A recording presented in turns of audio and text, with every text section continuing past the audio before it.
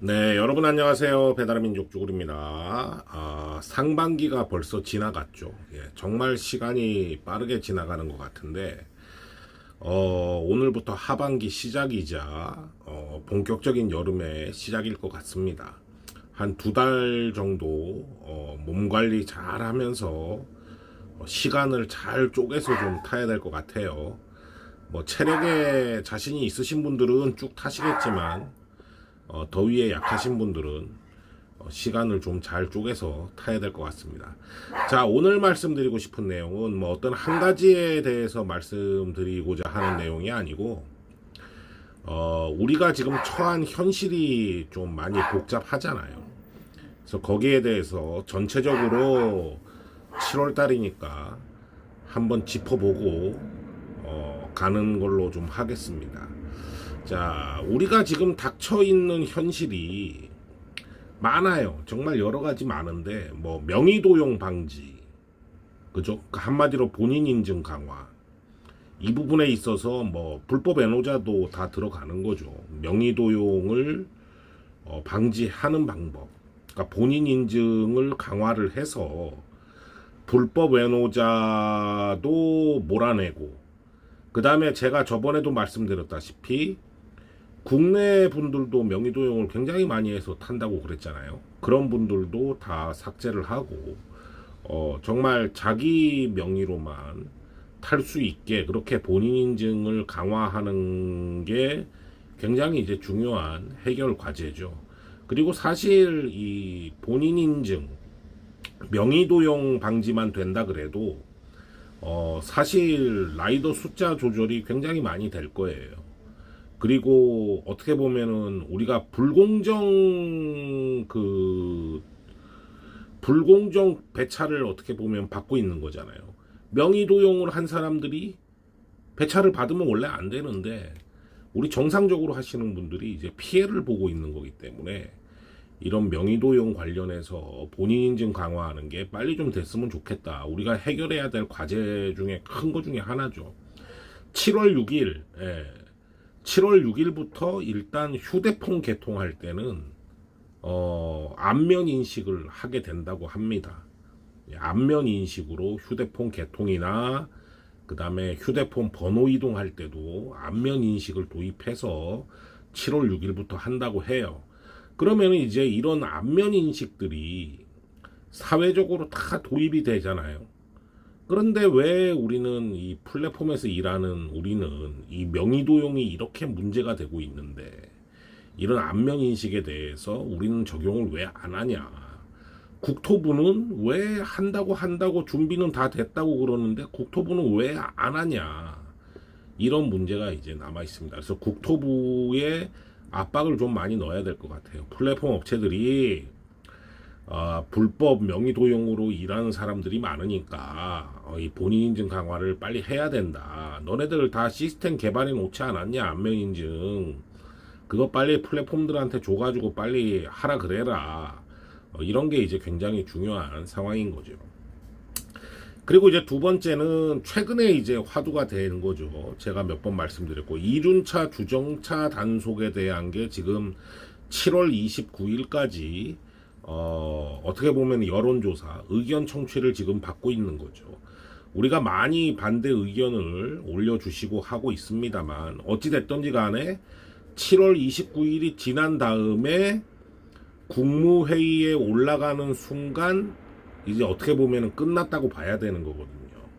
이게 국무회의에 안 올라가고 끝이 나야 되는 상황인데, 국무회의에 올라가면은 이제 시행될 가능성이 많은 거죠. 그러면 이륜차 주정차 단속이 당장 시행이 된다면 우리가 황색 실선이 아닌 도로를 찾아보기 힘들죠. 예, 거의 없습니다. 제가 사는 지역에는 그냥 골목길 빼고는 없는 것 같아요. 일반 도로에는 황색 실선이 아닌 데가. 그러면은 배달을 할 수가 없죠.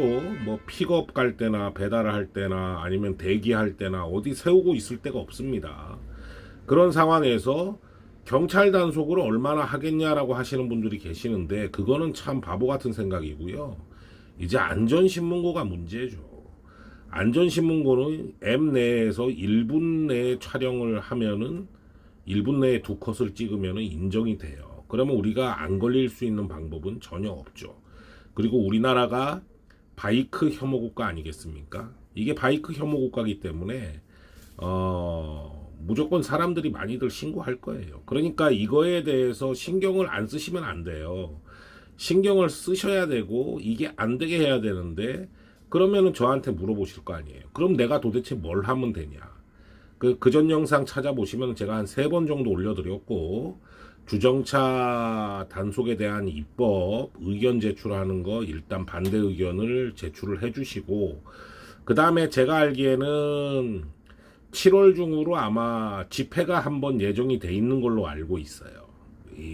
그 7월 29일 날 그 의견 제출을 마감하기 전에 한 번 정도 집회가 예정이 돼 있는 걸로 돼 있는데 굉장히 덥죠. 뜨겁겠죠. 하지만 그때만큼은 좀 많이들 참여를 하셔가지고 맨날 모이는 200~300명 모여가지고 하는 것보다 많이들 참여하셔서 반대를 하면은 뉴스에도 나오고 더 이슈화가 될 수가 있겠죠. 그죠?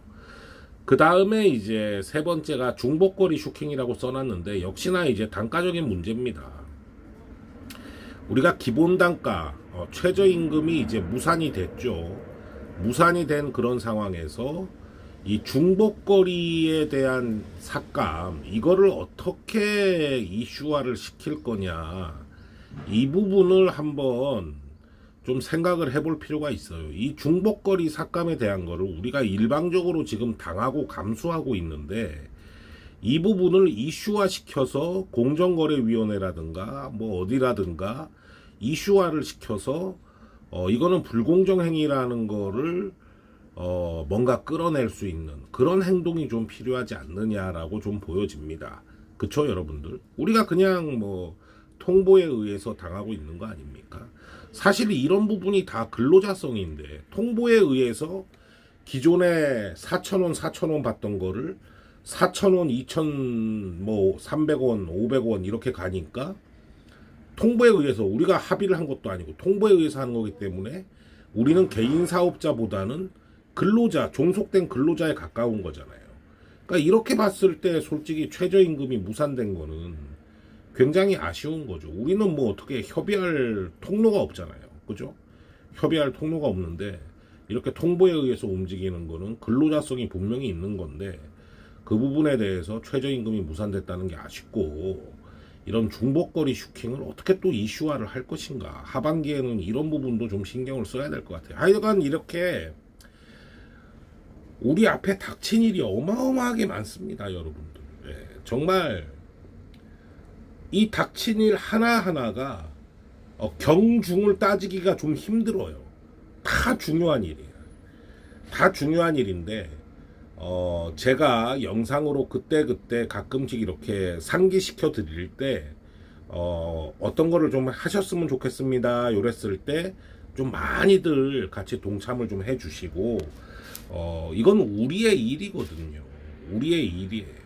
우리의 일이니까 많이들 동참을 해주시고 같이 참여를 좀 해주셨으면 좋겠어요. 그냥 뭐 오늘 얼마 벌었다 그게 사실 우리한테 중요한 건 아닙니다. 예.